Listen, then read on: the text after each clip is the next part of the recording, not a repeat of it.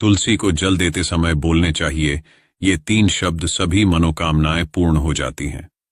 दोस्तों, आज के इस वीडियो में हम जानेंगे तुलसी को जल देते समय क्या बोलना चाहिए। एक बार की बात है, देवी सत्यभामा ने भगवान श्री कृष्ण से तुलसी को जल देने का महत्व पूछ लिया था। तब भगवान श्री कृष्ण ने उन्हें उसका महात्म्य सुनाया था। आगे देवी सत्यभामा कहती है, हे स्वामी, आपने मुझे तुलसी को जल देने का महत्व तो बता दिया है, किंतु अब मेरे मन में यह जानने की जिज्ञासा हो रही है कि तुलसी को जल कैसे देना चाहिए। तुलसी को जल देने की सर्वोत्तम विधि कौन सी है तथा तुलसी को जल देने का मंत्र कौन सा है, और तुलसी को जल देने किस प्रकार जीवन धन्य हो जाता है। कृपया आप मुझे इन सभी प्रश्नों का उत्तर दें। तब भगवान श्री कृष्ण देवी सत्यभामा से कहते हैं, हे प्रिय, जिस प्रकार से मैंने तुम्हें तुलसी का महात्म्य सुनाया है, उसी प्रकार से तुलसी को जल देते समय बोले जाने वाले मंत्र का भी बड़ा महत्व है। यह मंत्र केवल 3 शब्दों का है, किंतु इसका प्रभाव बहुत कल्याणकारी है। जो भी मनुष्य नित्य तुलसी को जल देते समय अपने मुख से केवल ये 3 शब्द बोल देता है, तो साक्षात लक्ष्मी उसके घर में प्रवेश करती है, उसकी दरिद्रता समाप्त हो जाती है, उसे धन धान्य की प्राप्ति होती है। वह मंत्र बताने से पूर्व मैं आपको तुलसी के इस मंत्र का महात्म्य सुनाता हूं। इस महात्म्य को सुन लेने मात्र से ही मनुष्य के समस्त पाप नष्ट हो जाते हैं। उसे 100 वर्षों तक तुलसी को जल देने का पुण्य प्राप्त हो जाता है। इस कथा को आधा अधूरा सुनने से बहुत बड़ा पाप लगता है। इसीलिए हे देवी, आप इस कथा को ध्यान से पूरा जरूर सुने। देवी सत्यभामा कहती है, हे प्रभु, मैं इस कथा को पूरा अवश्य सुनूंगी। आप मुझे तुलसी के मंत्र का महात्म्य सुनाइए। श्री कृष्ण कहते हैं, हे देवी सत्यभामा, दक्षिण में एक अत्यंत शोभायमान नगरी थी। उस नगरी में सुशर्मा नाम का एक खोटी बुद्धि का ब्राह्मण रहता था। पापियों का तो वह शिरोमणि था। उसका जन्म एक ऐसे ब्राह्मण परिवार में हुआ था जो पाप कर्म करने वाले शास्त्र ज्ञान से शून्य थे। वह जन्म से तो ब्राह्मण था, किंतु कर्म से वह अत्यंत दुराचारी था। वह न पूजा पाठ करता, न ध्यान करता, न जप, न होम और न ही अतिथियों का सत्कार करता था। उसके द्वार पर आए अतिथियों को बिना दान किए ही क्रूरतापूर्वक भगा देता था। स्त्री लंपट होने के कारण वह सदैव ही पराई स्त्रियों में आसक्त रहता था।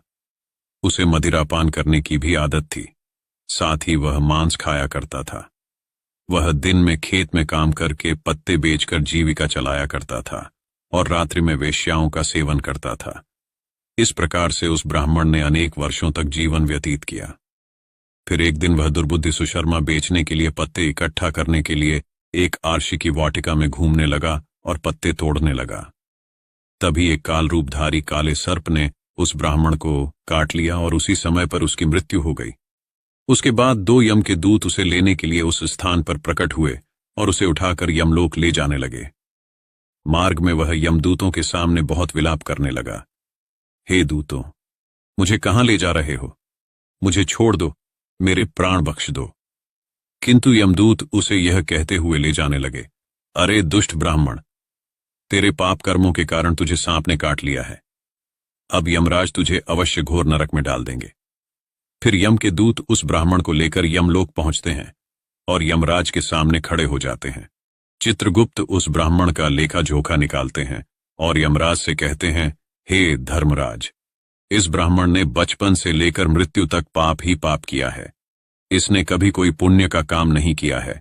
फिर धर्मराज अपने दूतों से कहते हैं, हे दूतों, इस घोर पाप करने वाले ब्राह्मण को उठाकर ले जाओ और इसे नरक में डाल दो।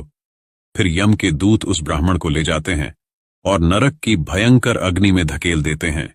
अनेक वर्षों तक नरक में सजा भुगतने के बाद उस ब्राह्मण को दूसरे जन्म में एक बैल का शरीर मिलता है। बैल का जन्म पाकर वह बोझ उठाने का काम करने लगा। उसका मालिक उससे दिन रात काम करवाने लगा। फिर जब उस बैल की शक्ति कम हुई तो उसके मालिक ने उसे एक लंगड़े आदमी को बेच दिया। उस लंगड़े आदमी ने उस बैल को खुद का बोझ उठाने के लिए उपयोग किया। वह उसकी पीठ पर बैठकर घूमा करता था। इस प्रकार से उस बैल ने 8 वर्ष तक उस लंगड़े आदमी का बोझ उठाया। फिर एक दिन वह लंगड़ा आदमी उस बैल की पीठ पर बैठकर किसी ऊंचे पर्वत पर जाने लगता है। उस पर्वत पर बहुत देर तक चढ़ने के कारण वह बैल बहुत थक गया। उसकी शक्ति क्षीण हो गई और कुछ समय बाद वह बैल बहुत जोर से मूर्छित होकर जमीन पर गिर पड़ा और अंतिम सांसें लेने लगा। तभी वहां पर खड़े लोगों को उस बैल पर बड़ी दया आ गई और वे उसके मुख में पानी डालने लगे। फिर उन लोगों में एक पुण्यात्मा व्यक्ति था। उसने उस बैल का कल्याण करने के लिए अपना पुण्य उस बैल को दे दिया। उसे देखकर अन्य लोगों ने भी अपना अपना पुण्य याद करके कुछ पुण्य उस बैल को दे दिया ताकि उसे मुक्ति मिल सके। उसी भीड़ में एक वेश्या भी खड़ी हुई थी। सभी लोग अपना पुण्य उस बैल को दे रहे थे। यह देखकर उस वेश्या ने भी अपना पुण्य उस बैल को दे दिया। कुछ देर बाद उस बैल की मृत्यु हो जाती है। फिर उस स्थान पर यमदूत आते हैं और उस बैल के शरीर से उस ब्राह्मण की आत्मा को निकाल कर यमलोक ले जाते हैं। यमलोक ले जाने पर उसे यमराज के सामने खड़ा किया जाता है और फिर चित्रगुप्त उसका लेखा जोखा देखते हैं तो वे आश्चर्य में पड़ जाते हैं। उस वेश्या के द्वारा उस बैल को दिया हुआ पुण्य बहुत बड़ा होता है। उस पुण्य के प्रभाव से उसके सभी जन्मों के पाप नष्ट हो जाते हैं। फिर यमराज उस ब्राह्मण के सभी पाप क्षमा करते हैं और कहते हैं, हे ब्राह्मण, उस वेश्या ने तुझे अपना पुण्य देकर तुझ पर बड़ा उपकार किया है। केवल उसी के पुण्य के कारण तुम्हारे सब जन्मों के पाप नष्ट हो गए हैं और यमराज उसे फिर से मनुष्य जन्म प्रदान करते हैं। इस बार वह पृथ्वी पर आकर एक उत्तम ब्राह्मण कुल में जन्म लेता है। उस महापुण्य के प्रभाव से उसे इस नए जन्म में अपने पूर्व जन्म की बातें याद आने लगती है। जब वह ब्राह्मण बड़ा हो जाता है तो उसे याद आता है कि पिछले जन्म में जब वह बैल था तब एक वेश्या ने उसे उसका पुण्य दे दिया था। इसीलिए उसके मन में उस वेश्या के बारे में जानने की इच्छा होती है और उस महापुण्य के बारे में जानने के लिए उस वेश्या का पता लगाकर उसे ढूंढते हुए उसके नगर में चला जाता है। वह वेश्या अब बूढ़ी हो चुकी थी। फिर जब उसे वह वेश्या मिल जाती है तो वह उसके सामने जाकर उसे बार बार प्रणाम करता है और उस वेश्या का धन्यवाद करने लगता है। वह वेश्या कहने लगती है, हे ब्राह्मण श्रेष्ठ, आप कौन हैं और किस कारणवश आप मुझ वेश्या को धन्यवाद दे रहे हैं? मैंने आपका कौन सा कार्य किया है जो आप मुझे नमस्कार कर रहे हैं? तब वह ब्राह्मण कहता है, हे माता, मैं वही बैल हूं जिसे तुमने अपना पुण्य दे डाला था। अपने पाप कर्मों के कारण मुझे पिछले जन्म में बैल होना पड़ा था। उस पर्वत पर जब मैं मर रहा था तो तुमने मुझे अपना पुण्य दिया था। तुम्हारे पुण्य के प्रभाव से ही आज मुझे फिर से मनुष्य जन्म मिला है। तुम्हारे द्वारा दिए गए उसी पुण्य के कारण मुझे अपने पूर्व जन्म की सारी बातें याद हैं। किंतु हे माता, मैं आज यहां पर यह जानने के लिए आया हूं कि तुमने मुझे उस समय पर अपना कौन सा पुण्य दिया था जिस कारण से मेरे सभी जन्मों के पाप नष्ट हो चले हैं। मैं उस पुण्य के बारे में जानना चाहता हूं। तब वेश्या ने कहा, हे ब्राह्मण श्रेष्ठ, मैंने तो अपने जीवन में कोई पुण्य के काम नहीं किए हैं, किंतु मेरे घर में एक तोता है जो पिंजरे में रहकर हमेशा कुछ बोलता रहता है, जिसे सुनकर मेरा अंतःकरण पवित्र हो गया है।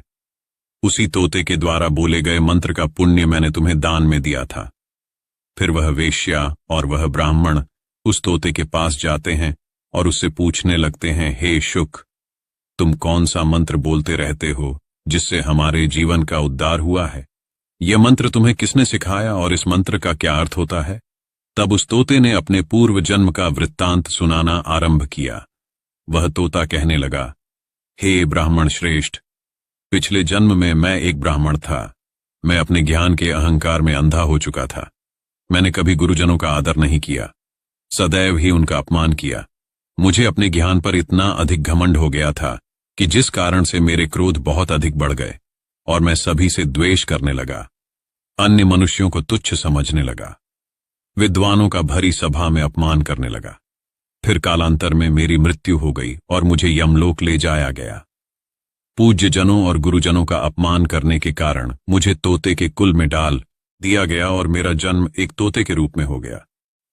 मेरे पाप कर्मों के कारण छोटी अवस्था में ही मेरा अपने माता पिता से वियोग हो गया।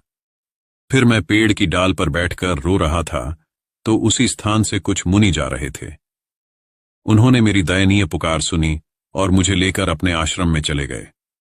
वहां उस आश्रम पर उन्होंने मुझे एक सुंदर पिंजरे में रखा और मेरा अच्छी तरह से ख्याल रखा। वे मुझे नित्य भोजन दिया करते थे और पढ़ाते थे। उस स्थान पर वे आर्षि मुनि, उनकी स्त्रियां और बालक सभी नित्य तुलसी के पौधे को जल देते थे और उसके सामने एक मंत्र का जाप करते थे।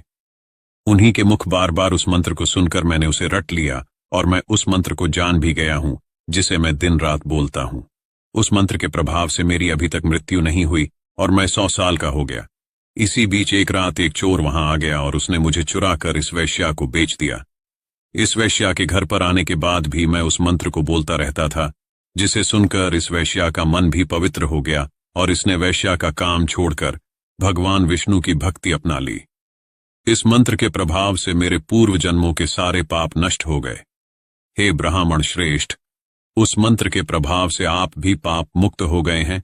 इस प्रकार उस तोते ने उस ब्राह्मण को और उस वैश्या को सारा वृतांत सुना दिया, जिसे सुनकर वे अति प्रसन्न हो गए और फिर वे दोनों भी रोज तुलसी को जल देकर उस मंत्र का जाप करने लगे।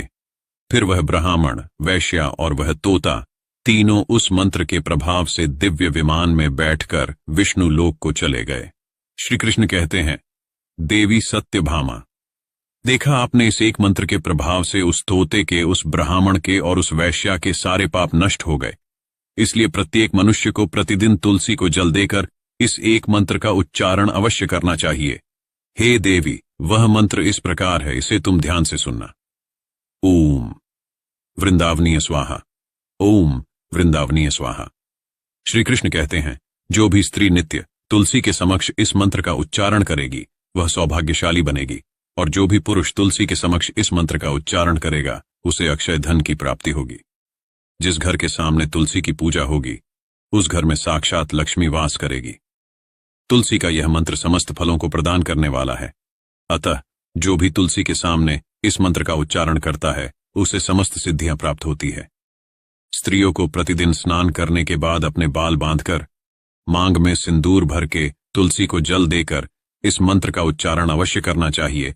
इससे सभी दोष नष्ट हो जाते हैं। रोज शाम को तुलसी के पास घी का दीपक जलाना चाहिए और उसके पास बैठकर भगवान विष्णु की आराधना करनी चाहिए। इससे घर में धन धान्य की प्राप्ति होती है। मासिक धर्म के दौरान स्त्री को तुलसी की पूजा नहीं करनी चाहिए, इससे घोर पाप लगता है और स्त्री की दुर्गति हो जाती है। यह कथा साक्षात भगवान श्री कृष्ण ने देवी सत्यभामा को सुनाई थी। यह कथा आपको कैसी लगी कमेंट में जरूर बताएं।